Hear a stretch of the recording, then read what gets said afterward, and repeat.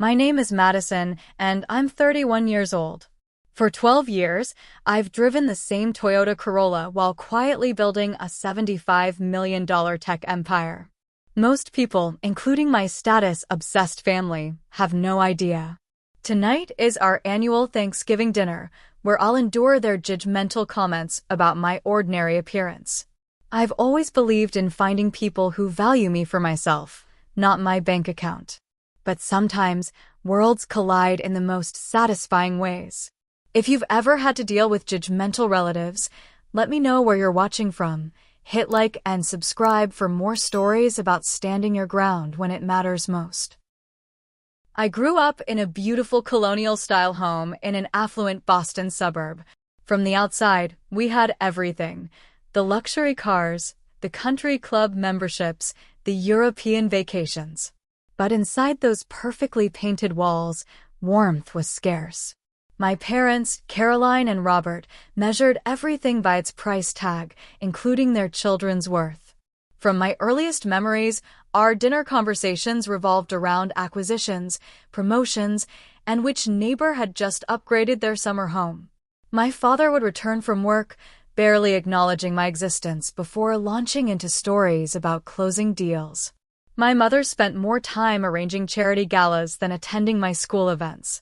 Success in our family had a very specific definition: visible wealth, prestigious connections, and social standing.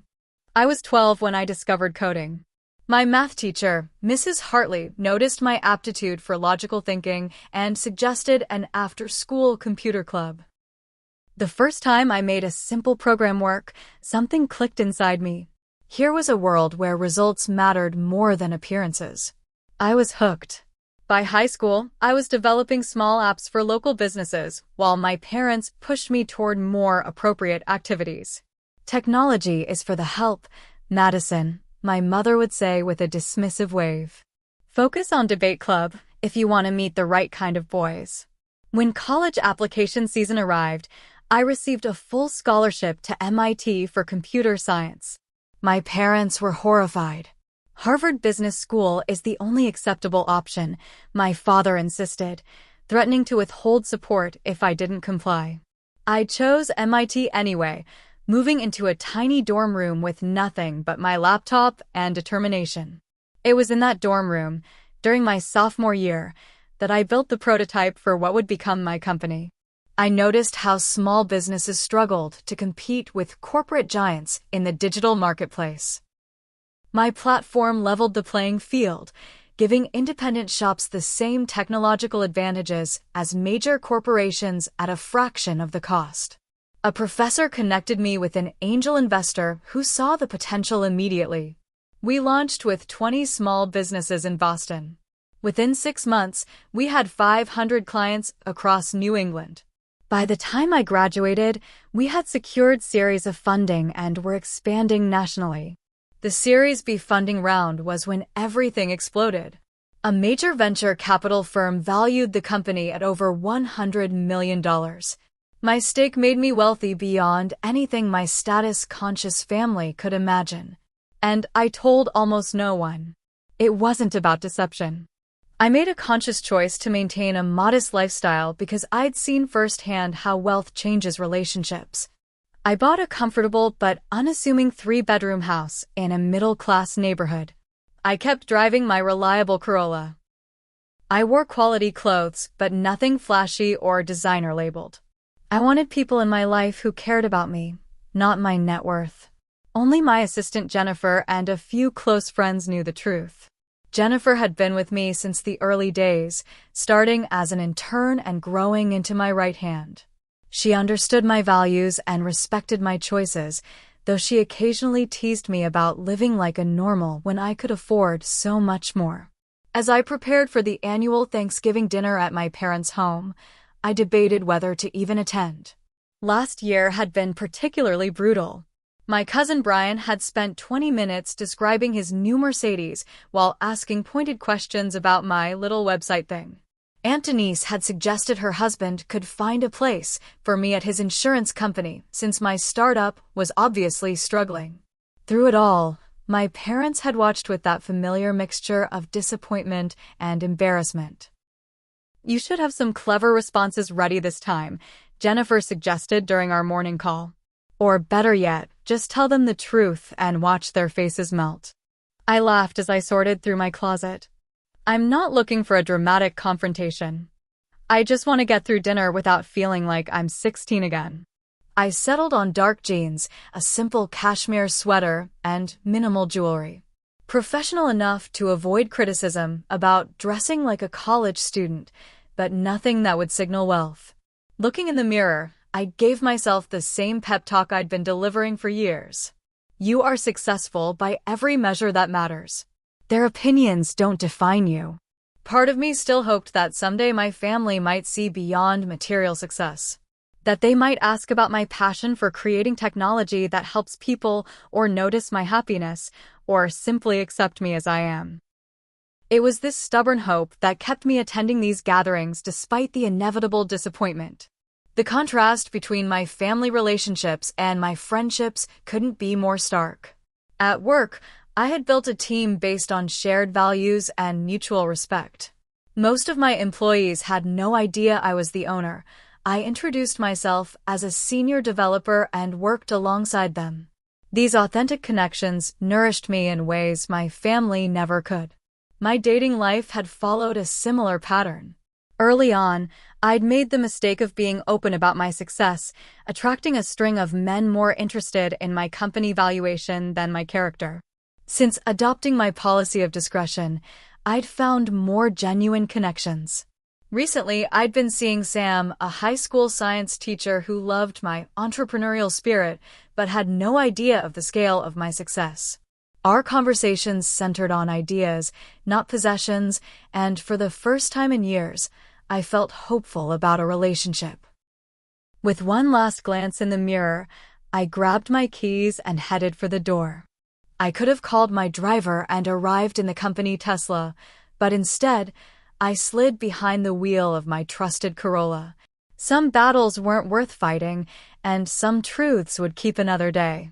For now, I just wanted to get through Thanksgiving with my dignity intact. The moment I turned onto my parents' street, my stomach tightened. Each house stood like a monument to affluence, with manicured lawns and professional holiday decorations already in place. My parents' colonial mansion, with its imposing columns and circular driveway, seemed to judge me before I even arrived. I pulled up behind a line of luxury vehicles, Brian's shiny new Porsche, Aunt Linda's Mercedes SUV, my father's Jaguar. The family valet, Thomas, approached my car with the same expression he wore every year, a mixture of pity and confusion at the aging Toyota in this lineup of European engineering. "Good evening, Miss Madison," he said, holding the door as I stepped out. "Hi, Thomas. How's your daughter doing at college?" I asked, handing him my keys. His surprise at being remembered as a person rather than a service provider was evident. "She's doing very well. Thank you for asking. Made the dean's list last semester." "That's wonderful. Computer science, right? Tell her to send me her resume when she graduates." As Thomas smiled genuinely for the first time, I turned toward the imposing front door. My finger hovered over the doorbell for several seconds before I finally pressed it, mentally donning my emotional armor. The door swung open to reveal my mother, Caroline, immaculately dressed in a designer outfit that probably cost more than most people's monthly rent. Her smile was picture perfect, not reaching her eyes. "Madison, darling, you've finally arrived," she said, air kissing near my cheeks. "Everyone's already here." The slight emphasis on finally, despite my being precisely on time, was typical. In our family, being exactly on time meant you were late. I stepped into the grand foyer with its soaring ceiling and crystal chandelier. My father, Robert, glanced up briefly from his conversation with Uncle William, giving me a distracted nod before returning to their discussion about golf handicaps. Cousin Melissa spotted me and nudged Brian, both of them exchanging a look I pretended not to notice. At 34, Melissa had recently become engaged to a hedge fund manager, her third engagement, but likely the first to reach the altar due to her fiancé's suitable bank account. Madison, is that the same sweater you wore to Christmas 2 years ago? Melissa asked, her voice carrying just enough for nearby relatives to hear. Good memory, I replied with a smile. It's comfortable and well made. I suppose that's economical, she said, emphasizing the word like it was a disease. Aunt Denise approached, cocktail in hand, eyes scanning me from head to toe. You've put on a little weight, haven't you, dear? But it suits you. You were looking so gaunt last time, we were all concerned. I hadn't gained an ounce, but this was Aunt Denise's way of establishing dominance early. Thanks for your concern. I've been focused on health rather than weight. So sensible, she said with a thin smile. And how is your little computer business? Still afloat. It's doing well, thank you, I said, deliberately vague. Uncle William joined us, glass of expensive scotch in hand. Madison, I was just telling your father about my friend's son who works at Google. Very impressive resume. He might be able to give you some pointers about what is it exactly that you do again? I run a technology platform that helps small businesses compete in the digital marketplace, I explained, knowing the explanation would be ignored as it had been countless times before. Right, websites and such, he nodded dismissively. Anyway, this young man started at $200,000 a year. Imagine that. Of course, he went to Stanford, not, where did you go again? MIT, I replied. Ah yes, the technical school, he said, as if I'd attended a local community college. As we moved into the formal living room, I noticed I'd been strategically seated between Cousin Brian and my mother's friend Patricia, who had been trying to set me up with her son for 3 consecutive holidays despite my clear lack of interest. Still driving that old car, Madison? Brian asked loudly as I sat down. I thought those things had a lifespan of 10 years max? Yours must be on its last legs. I took a sip of the water I'd requested instead of wine. 12 years actually, and running perfectly. Toyota makes reliable cars. My mother laughed nervously. Madison is just being practical while she finds herself. Not everyone is cut out for real business, my father added from across the room, not bothering to lower his voice. Some people need more time to find their path. I maintained my composed expression while internally absorbing the sting of his words. From the corner, I caught my grandmother Ruth watching me with knowing eyes. At 85, Grandma Ruth was the only family member who seemed to see beyond the surface. She gave me a small, supportive nod. During a momentary lull in the conversation, I excused myself to the bathroom, needing a brief reprieve. Once alone, I leaned against the marble countertop and exhaled slowly. I pulled out my phone and texted Jennifer. The usual parade of subtle insults has begun.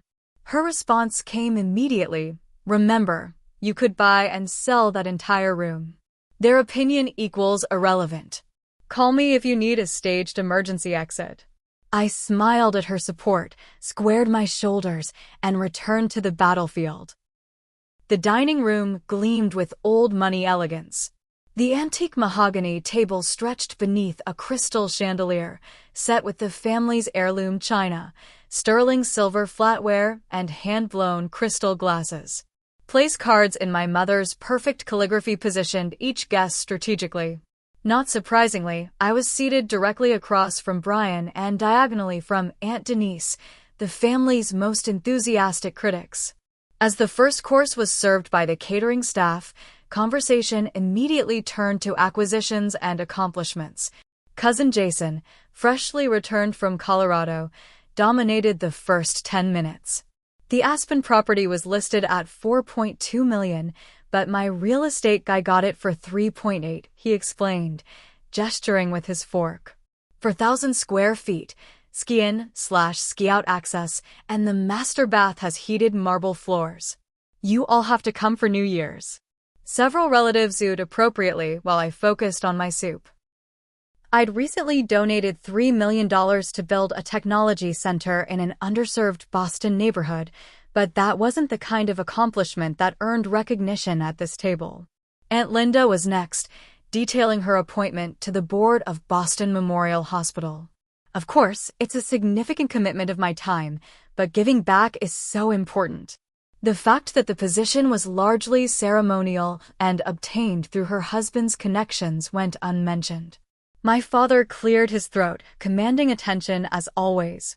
Since we're sharing news, Caroline and I have decided to upgrade. We've purchased a 60-foot yacht for next summer. The Sunseeker Manhattan 65.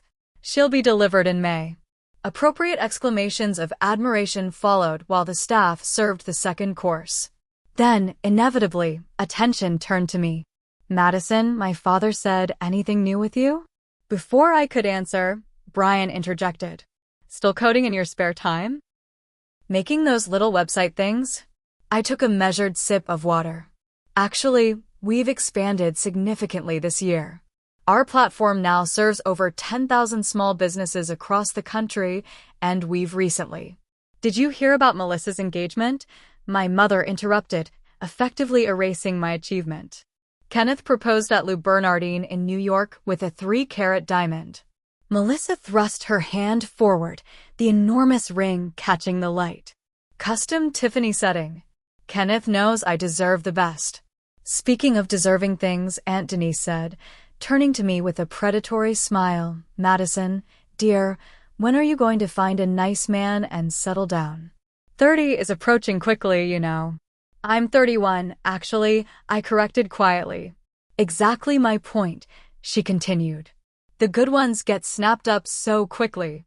Williams' firm just hired a brilliant young attorney. Harvard Law, family money, and single. I could introduce you." "Thank you, but I'm seeing someone," I replied. "Oh!" My mother perked up. "Who is he? What does he do?" "His name is Sam. He's a high school science teacher." The silence that followed was deafening. My father frowned into his wine glass. Aunt Denise and my mother exchanged a look of barely concealed horror. "A teacher," my mother finally said. "How dedicated of him." "Teachers are so important," Cousin Melissa added with false brightness. "Someone has to educate the help." I set down my fork, appetite diminishing. "Sam has a PhD in molecular biology. He chose teaching because he believes in making science accessible to the next generation." "Noble," my father said dismissively. "But one can't raise a family on nobility." I bit back the response that I could financially support 10 families without noticing. Instead, I simply said, "He's very good at what he does." During the brief lull as the main course was served, I overheard my mother speaking to Aunt Linda in the adjacent butler's pantry, their voices carrying more than they realized. "Madison is still in the stubborn phase," my mother said. "All that potential wasted on this computer hobby. Robert is at his wit's end." "Have you tried introducing her to the Caldwell boy?" Aunt Linda suggested. "His father could give her a real job at the investment firm." "We've tried everything," my mother sighed. "It's embarrassing when people ask what she's doing with her life. I just don't understand where we went wrong." The conversation felt like a physical blow. All these years, I'd known they were disappointed, but hearing them discuss me like a problem to be solved made the abstract knowledge painfully concrete. As I sat there, absorbing this fresh hurt, memories surfaced unbidden. The science fair in 7th grade, where I'd won first place, only to have the achievement overshadowed by Brian's soccer trophy presentation the same evening. My college graduation from MIT, summa cum laude, where my father had spent the celebration questioning my choice of major instead of congratulating me. The launch of my first successful app, which my parents had attended out of obligation, but left early to attend a neighbor's cocktail party. The pattern was clear and consistent. Nothing I achieved would ever be enough if it didn't fit their narrow definition of success. Grandma Ruth, seated beside me, sensed my distress. She patted my hand gently under the table and whispered, "They see what they want to see, dear. I see you." Her small kindness nearly broke my composure. On my other side, my young cousin Lily, just 16 and still finding her place in the family hierarchy, leaned over. I think what you do sounds really cool, she said quietly. I'm taking coding in school now. That's wonderful, Lily, I replied, genuinely pleased. If you ever want to talk about it or need any help, just call me. Her face lit up at the offer, providing a moment of genuine connection amid the superficial performances around us. My rarely seen Uncle Henry, the family's black sheep who had chosen a career in academia over the family investment business, caught my eye from down the table and raised his glass slightly in a subtle show of solidarity. These small moments of authentic connection provided brief respite from the otherwise oppressive atmosphere. As the meal progressed, I found myself questioning why I maintained this facade. I could end the charade with a few sentences, prove them all wrong, and watch their expressions change. The temptation was powerful, yet something held me back. Revealing my success wouldn't change who they fundamentally were. It wouldn't transform our relationships into the supportive family bonds I'd always craved. If anything, it would simply shift their interest from dismissal to exploitation. Besides, there was a principle at stake. I believed in being valued for who I was, not what I owned. Walking away from that belief, even in the face of their cruelty, felt like surrendering something essential about myself. So I sat, enduring each barbed comment and dismissive glance, my resolve strengthening with each slight.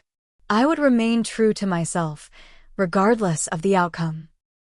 The dessert course arrived with theatrical precision, servers placing delicate plates of chocolate soufflé and crème brûlée before each guest. Crystal dessert wine glasses were filled with amber liquid that cost more per bottle than most people spent on a week's groceries.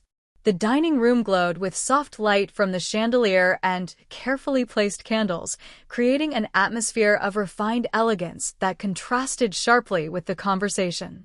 By this point, Brian had consumed enough wine to abandon even the pretense of civility. He leaned across the table toward me, his voice carrying despite his attempt at a conspiratorial tone. Madison, I've been meaning to ask. Don't you get tired of blending in with the masses?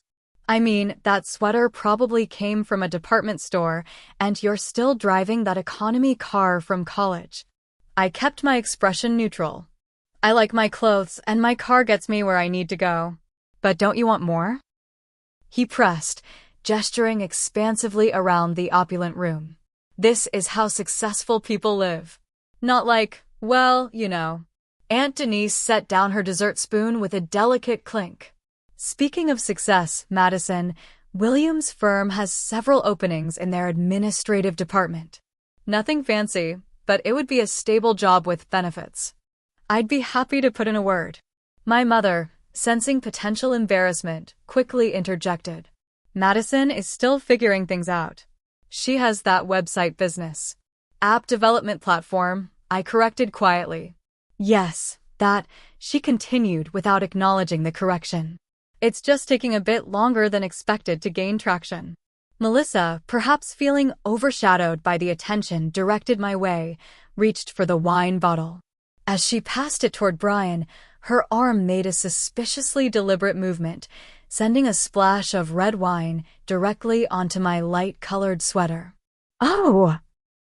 I'm so clumsy, she exclaimed with exaggerated dismay. And on your nice, what is that, cotton blend? As I dabbed at the spreading stain with my napkin, Brian snickered behind his wine glass. Maybe it's time for a wardrobe upgrade anyway. Although I guess some people just peak in high school.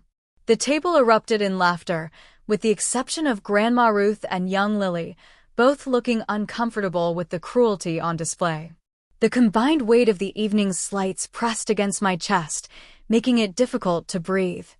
I felt the familiar sting of tears threatening at the corners of my eyes, but refused to give them the satisfaction of seeing me cry. In that moment of raw vulnerability, I faced a choice: continue absorbing their barbs with dignified silence or finally stand up for myself.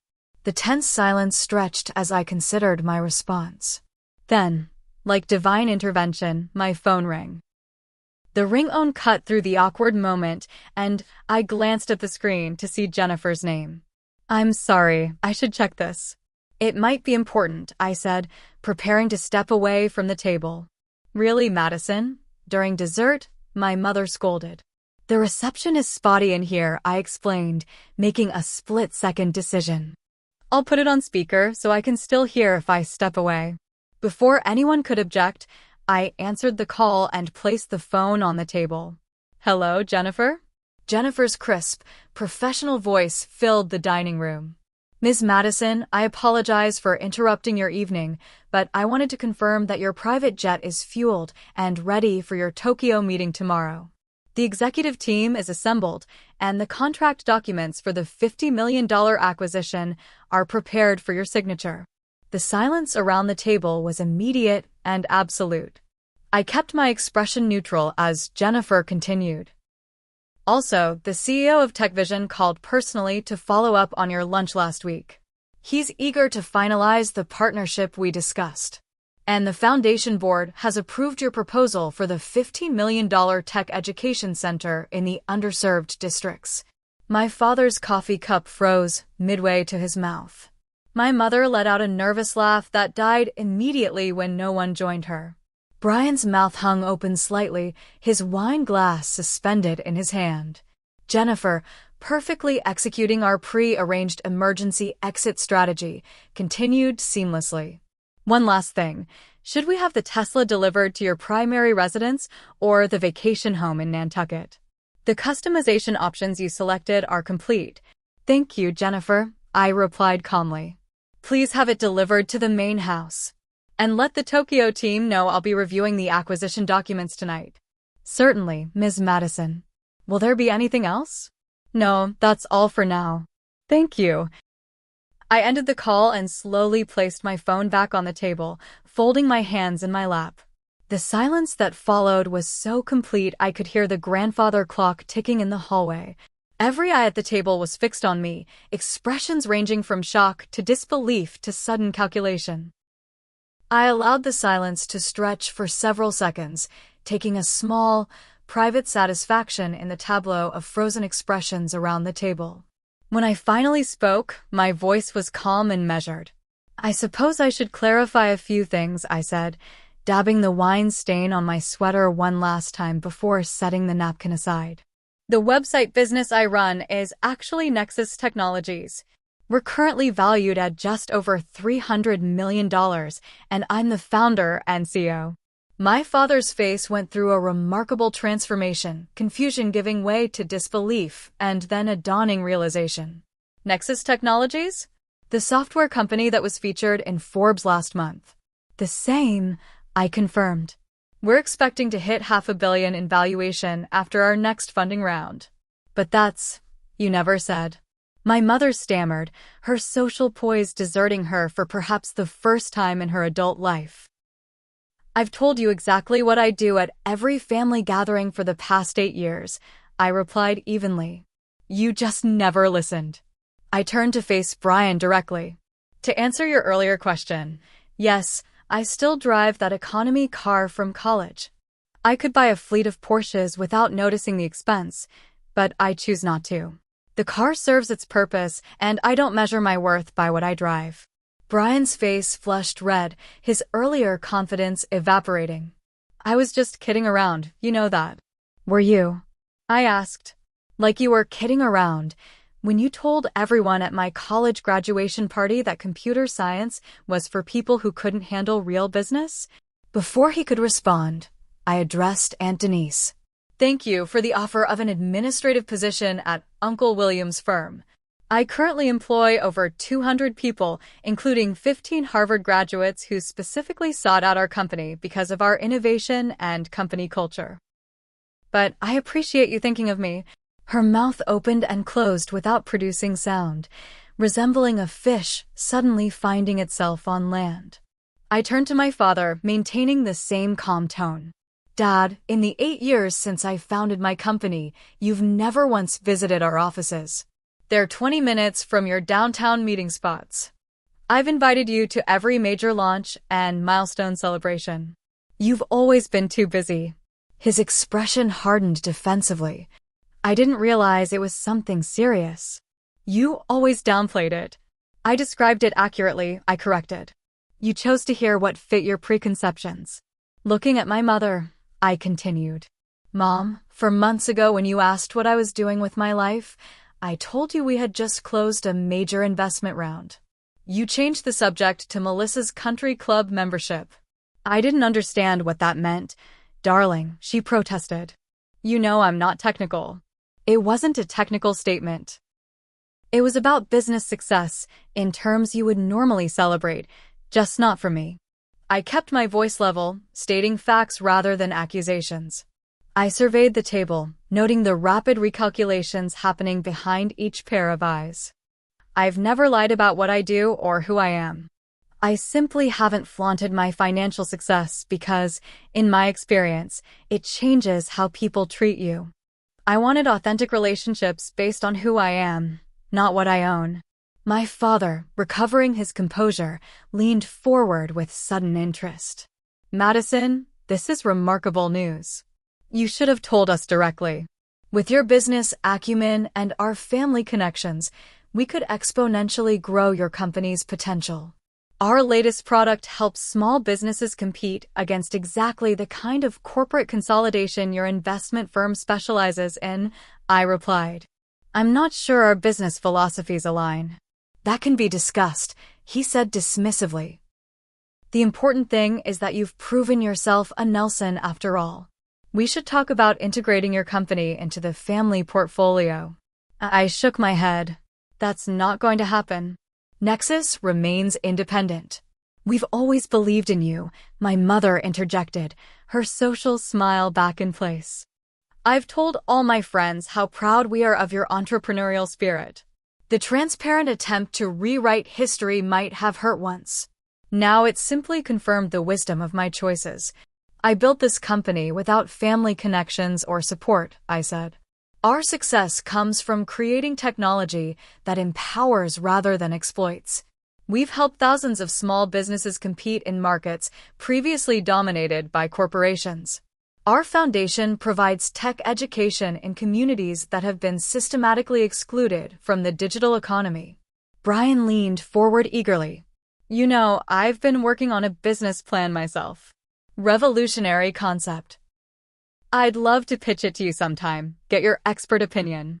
Aunt Denise nodded enthusiastically. What a clever strategy, Madison, keeping your success quiet. Very shrewd. One by one, family members who had dismissed me minutes earlier now attempted to align themselves with my success. The sudden shift would have been comical if it weren't so predictable.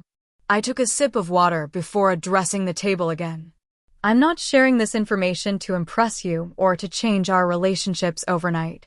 But going forward, I would appreciate honesty. If my choices don't make sense to you, ask me about them rather than making assumptions. If you're interested in my work, engage with what I actually do rather than what you think I should be doing. Of course, darling, my mother said quickly. We're family, after all. Being family should mean support and acceptance, I replied. It should mean celebrating each other's authentic paths, not just the ones that match preconceived notions of success. I turned toward Grandma Ruth, whose eyes twinkled with quiet pride. Some of you have consistently shown me kindness and genuine interest, regardless of what you thought about my career or financial status. That means everything to me. Grandma Ruth reached over to pat my hand. I always knew you were special, dear. Though I admit I didn't realize quite how special. Young Lily beamed from her seat. This is the coolest thing ever. Can I intern at your company next summer? We'll definitely talk about it, I promised with a genuine smile.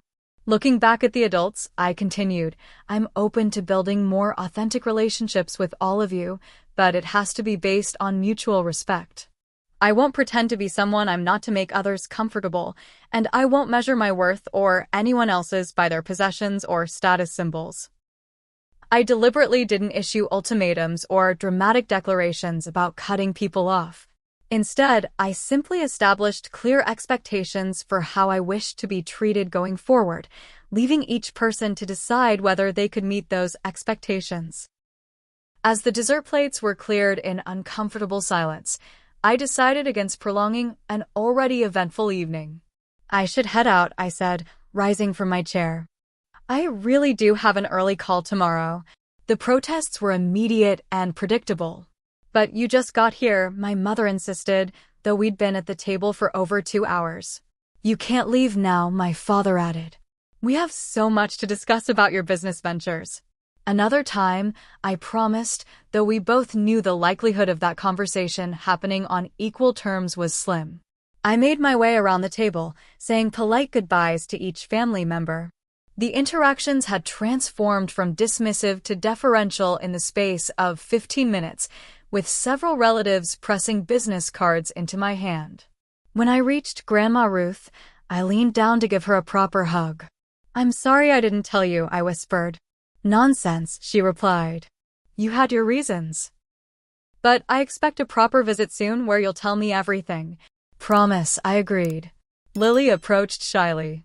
Did you really mean what you said about maybe interning? Absolutely, I assured her. Send me an email and we'll set something up. We have a great high school program. My departure created a flurry of activity as family members suddenly found reasons to walk me out. My father attempted to discuss potential investments, while my mother suggested lunch dates with some fascinating friends who would love to meet you. Brian hovered nearby, clutching a napkin on which he'd scrawled his business concept. When Thomas brought my Corolla around, pulling it between the Porsche and the Mercedes, there was a collective intake of breath from my assembled relatives. The contrast between their knowledge of my wealth and the modest vehicle seemed to physically pain them. You really drive this. By choice? Brian couldn't help asking.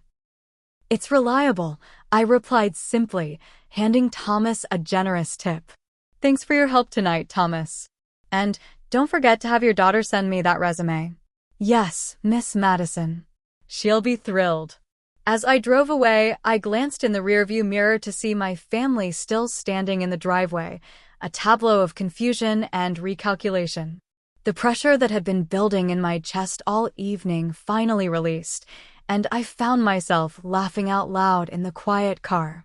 The moment I was out of sight of the house, I pulled over and called Jennifer. So, she answered immediately. Did it work? Perfectly, I confirmed.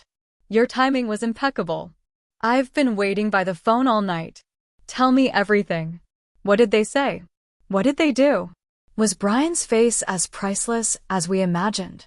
I described the scene in detail, both of us laughing at the family's transparent attempts to pivot from condescension to networking in the span of seconds. The private jet was a nice touch, I admitted. Though now I suppose I'll need to actually go to Tokyo to maintain credibility. Well, we have been talking about expanding into the Asian market, Jennifer pointed out. 2 birds, 1 stone. True. Which parts were real again? I lost track during your performance. The $50 million acquisition is inflated, but based on the Stream Tech negotiations. The education center funding is accurate, though it's $12 million, not 15. And you don't have a Tesla on order, but maybe you should. That Corolla really is ancient. Don't you start, I warned, though there was no heat in it. We chatted for a few more minutes before ending the call, with Jennifer promising to start putting together the Tokyo itinerary in the morning. As I drove the familiar route home, the reality of what had just happened began to sink in. For 8 years, I'd maintained a careful separation between my professional success and my personal life, particularly with my family. That boundary had dissolved in an instant. There would be consequences, both positive and negative. Family dynamics established over decades had been upended. Expectations would shift. Relationships would realign. When I arrived home, I kicked off my shoes and made a cup of tea, carrying it to my favorite window seat that overlooked the quiet neighborhood. My house was modest by the standards of my net worth, but it was comfortable and, more importantly, mine. I'd chosen every element of it based on what I liked, not what would impress others. Looking around at the bookshelves filled with well-read volumes, the photographs of friends on hiking trips and kayaking adventures, the artwork purchased from local artists whose work spoke to me, I felt a profound appreciation for the life I'd built. It wasn't perfect, but it was authentic. As a child, I desperately sought my parents' approval, trying to contort myself into whatever shape might finally earn their validation. The liberation of walking away from that need had been gradual but profound. Success had been part of it, proving to myself that I could thrive on my own terms. But the deeper freedom had come from recognizing that their approval was never the prize I'd imagined it to be. Still, I couldn't deny the lingering sadness for the relationship I wished we had. Every child deserves parents who see and celebrate them for who they truly are. Acknowledging that grief while still moving forward had been one of my hardest personal lessons. My phone buzzed with a text from Sam. "How was the family dinner from hell?" I smiled, typing back, "Eventful. They found out about the company." His response came quickly, "Whoa. Intentional." "Sort of. Long story. Call tomorrow." "Definitely. Hope you're okay." "For what it's worth, I think you're amazing, successful tech CEO or not." His message warmed me in a way the entire evening with my family hadn't. Here was someone who knew me, the real me beyond titles and bank accounts, and valued what he saw. Before heading to bed, I opened my laptop and began a task I'd been contemplating for months. I created trust funds for Grandma Ruth, Lily, and Uncle Henry, the family members who had shown me genuine kindness regardless of perceived status. They would never want for anything, though I would need to find the right way to present this gift without creating dependence or obligation. I also drafted an email to my executive team about shifting more company resources toward our social impact initiatives. If tonight had reinforced anything, it was the emptiness of wealth without purpose and connection. Finally, I opened the browser to a car dealership website. Maybe it was time to retire the faithful Corolla after all. Not for a status symbol, but simply as an acknowledgement that sometimes change can be healthy. I found myself drawn to a modest hybrid, practical yet comfortable. It felt like the right balance. As I closed my laptop and prepared for bed, I realized I felt lighter than I had in years. The carefully constructed walls between my worlds had been exhausting to maintain. Moving forward with more integration between my personal and professional lives would bring challenges, but also relief. I would navigate this new terrain with the same values that had guided me so far: authenticity, purpose, and the courage to define success on my own terms. 6 months passed in a blur of change and adjustment. The Tokyo trip had been productive professionally and liberating personally, allowing me time to process the dramatic shift in my family dynamics while finalizing our Asian market expansion. Upon returning, I had faced the challenge of recalibrating nearly every relationship in my life. Today, my modest home buzzed with activity as I prepared for an informal dinner gathering. I'd recently purchased a slightly larger house in the same neighborhood, still well below what I could afford, but with more space for entertaining. The move had been less about upgrading and more about creating a space that better reflected my whole self. "Are you sure I can't help with anything?" Jennifer asked, leaning against the kitchen counter.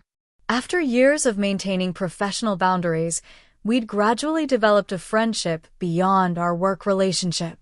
"Everything's under control," I assured her, checking the oven. "Sam's handling the grill." Through the patio doors, I could see Sam chatting with Uncle Henry as they tended to the steaks and vegetable skewers. Their conversation appeared animated, likely another debate about science education funding.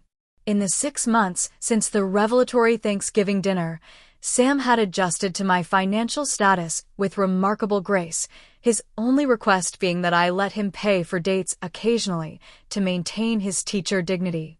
Grandma Ruth sat in the most comfortable chair in the living room, deep in conversation with Lily.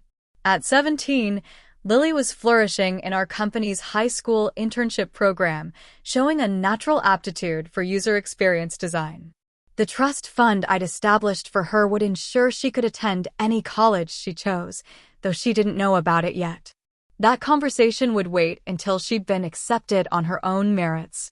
Notably absent were the family members who couldn't adjust to our new dynamic.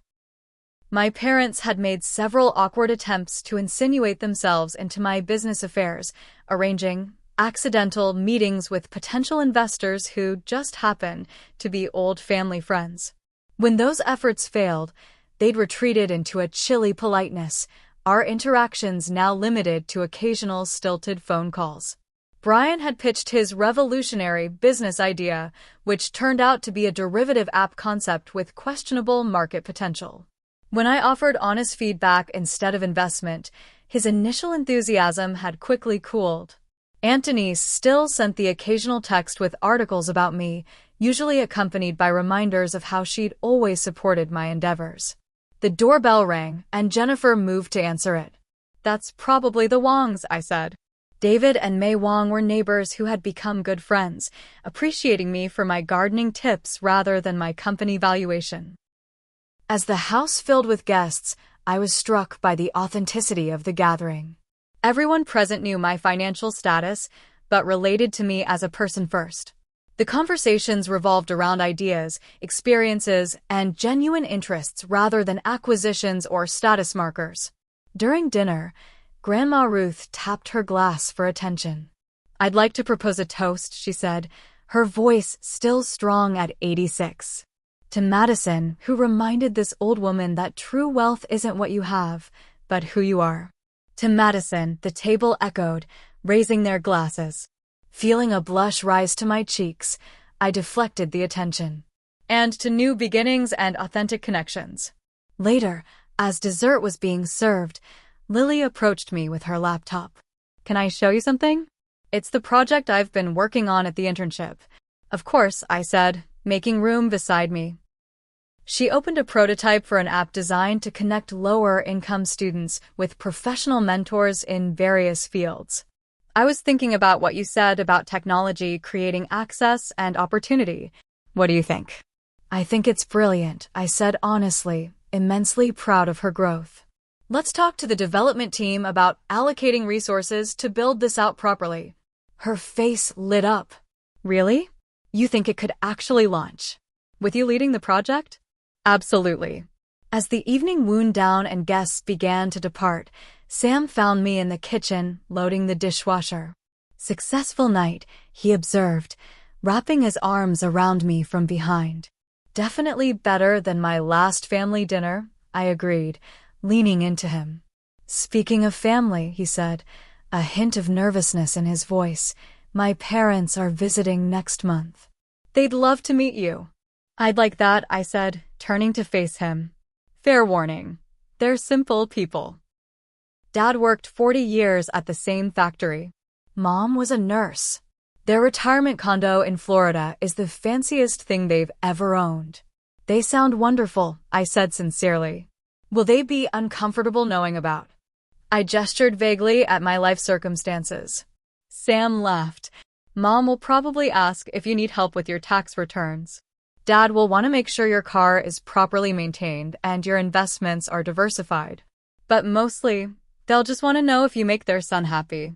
"And do I?" I asked, suddenly feeling vulnerable. "More than I ever thought possible," he replied, kissing me softly. After the last guest had departed and Sam had gone home, we were taking things slowly. I sat on my back porch with a final glass of wine, reflecting on the journey of the past 6 months. The healing process hadn't been linear. I'd worked with a therapist to unpack decades of family conditioning, learning to recognize and release the deeply ingrained belief that I needed to earn love through achievement. I'd built new friendships based on shared values and interests rather than childhood proximity or family connections. I'd established clearer boundaries with family members who continued to see me primarily as a resource or a reflection of themselves. Most importantly, I'd learned to integrate the different aspects of my identity: the successful CEO, the loyal friend, the woman still working through childhood wounds, the partner discovering the vulnerability of genuine intimacy. For years, I'd compartmentalized these parts of myself, showing different faces in different contexts.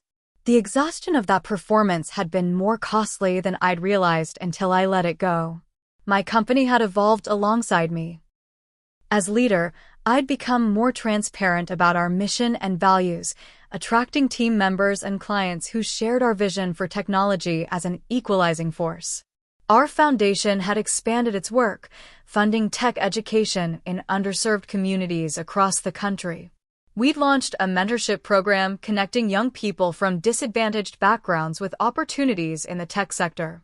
The Toyota Corolla had finally been retired, donated to a community college automotive program where students would learn maintenance skills by restoring it. Its replacement, a practical hybrid, sat in the driveway alongside Sam's well-loved Subaru. Neither vehicle was designed to impress, but both reliably transported us to places and experiences that mattered. As I watched the stars emerge in the night sky, I reflected on the true nature of wealth and success. Financial resources provided freedom and opportunity, certainly. But the real treasure was having the courage to live authentically, to be known and accepted for who you truly are rather than what you possess or achieve. The journey wasn't complete. I still occasionally found myself slipping into old patterns of seeking validation through accomplishment. Family gatherings still triggered moments of that familiar tension. But with each authentic connection, each decision aligned with my values rather than external expectations, the path forward became clearer. True freedom, I discovered, wasn't found in proving others wrong or right. It wasn't in accumulating resources or accolades.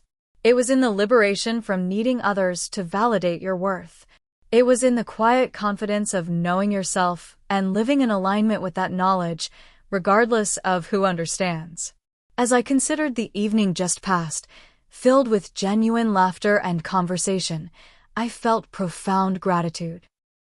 The painful Thanksgiving revelation had been necessary catalysis for this more integrated life.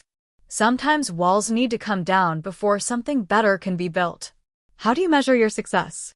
Is it in the possessions you accumulate, the impression you make on others, or something deeper?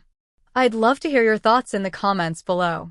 If this story resonated with you, please like, subscribe, and share with someone who might need to be reminded that their worth isn't determined by others' opinions. Thank you for spending this time with me, and remember, the most valuable thing you own is your authentic self.